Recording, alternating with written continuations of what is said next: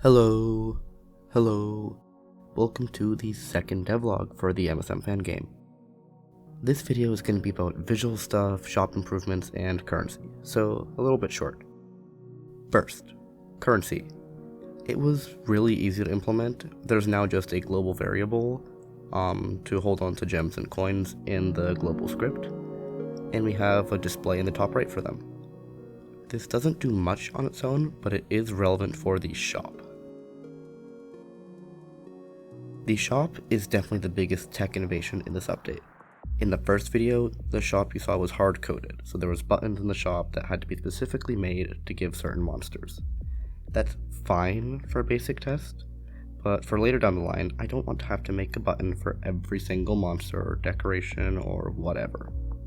The way that TLL, another fan game, did this was to have a list of monsters who are on a certain island, and the game magically makes buttons appear for that list of monsters. This is a decent option, but you still have to make the list. And we know, because of elements, exactly who's on these islands. There's only 15 of them. Given that, there's a smarter way with code.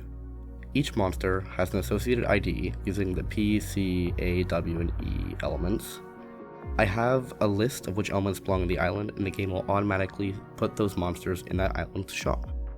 Another thing we have to do is sort them to make sure singles come first and quads come last and all that, so that also had to be done. In the meantime, you've probably also noticed that some buttons and the shop look a lot cleaner with this nice wooden texture. It was actually made by a real-life friend for a game in my video game design class last year, which is where I learned to use Godot, and they gave me permission to use it here. Lastly, there's also a nice little fade up and down of UI when entering the shop, and I think it makes it look a lot better. As well, there's the sell button, but it doesn't really work yet. It doesn't give currency, it's just a way to get rid of monsters.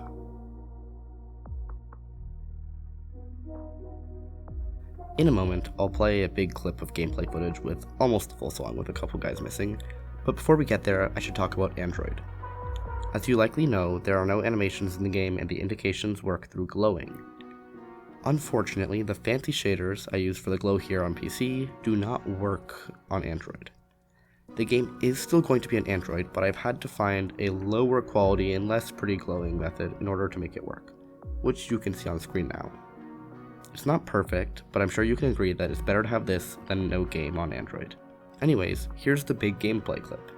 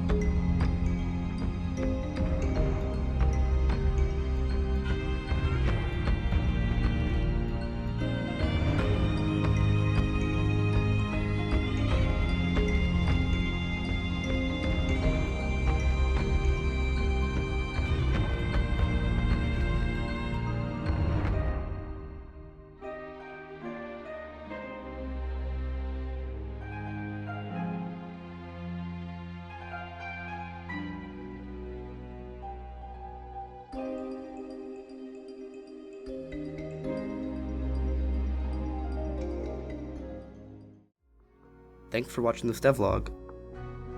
I'll see you in the next one.